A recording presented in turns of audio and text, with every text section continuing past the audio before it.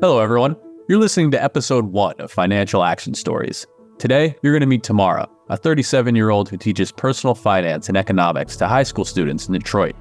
We're going to discuss the smart money moves she's made so far, what she wishes she'd done differently, and any advice she may have for the younger generation. So Tamara, let's start with a forward-looking question. What does your dream retirement look like? My dream retirement would be a situation where I'm young and mobile enough to work. Let's say I continue teaching until around 50, but that I wouldn't have to. I would love to generate a gross pay of around $40,000 a year through investments while pursuing my own projects to make additional income if I need to. I also want to be able to travel. I have family all over the world, and my ideal would be to visit them whenever I like. It's kind of about having that financial freedom to live off my passive income, investments, or projects. In a sense, I assume I'll be working for myself for the rest of my life, but not working for anyone else by the age of 50. And would you say you're on track to make that dream come true? I have 3 properties. One is rented out. I own the second, and I'm about to rent it out. And I'm closing and plan to live in a third one soon, which will be mortgaged. I also have a 401k with my job that I contribute 14% of my income to, a pension plan, which I'm not counting on being much in retirement, a Roth IRA that I try to max out yearly, and a traditional IRA that I rolled over from my last teaching position. I also have a personal brokerage with a sizable amount in it. I'm doing the investing in that myself, keeping it to the conservative options in established companies that pay dividends, which I then reinvest. That's been paying off. I make about $100 per month on the dividends alone.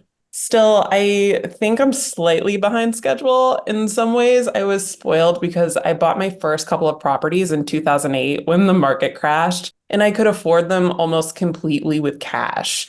I was young when I bought them, and I didn't understand how unique that was. I'm confident I'll be able to pull off my goals, but I just feel slightly behind. That's all interesting. When you think about the steps you've taken so far, how much, if at all, did advice from other people factor into your decisions? That's a good question. I've set up appointments with financial companies in the past for consulting and to figure out basic questions, but not for any ongoing financial advice. A lot of my experience with finances was because I'm curious. I pushed to teach personal finance because it's become such a passion of mine. My dad was also a big saver who showed us how to save money. He was terrible at investing, but great at saving. Since then, I've looked at ways to become financially secure no matter what happens to my job. So what smart money moves do you think you've made? What would you change if you could? I didn't spend much of the first decade and a half of my adult life.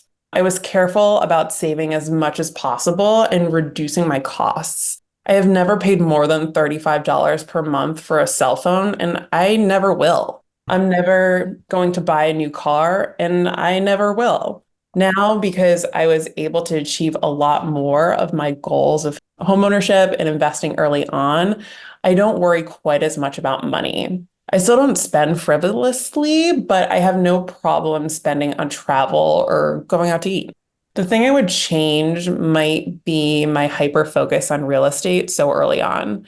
I wasn't aware of stocks and bonds in the market. If I could go back and change anything, I would have opened a Roth the moment I turned 18. So research shows that people are living longer. Have you factored that into your plans at all? Well, I actually plan on living to 114 years old because I want to see the year 2100. I know that will likely mean that I have to keep working in some way, so I'm trying to continuously learn new skills. My friend works in electrology, which is a hair removal method that's in demand right now. I thought in the future I could go to night classes and get certified. I've started selling worksheets that I make for other teachers online. I flip furniture that I sell on Facebook Marketplace. My goal really is to retire and keep pursuing fun things like that just for extra cash. That's why I love this country, because I really do believe that it's paved in gold. And if all else fails, I can do DoorDash. Well, thank you, Tamara. That's certainly a valuable perspective. Thank you for speaking with us today. Yeah, of course. Thanks for having me. Folks, episode 2 of Financial Action Stories is coming up, so come back to see us soon.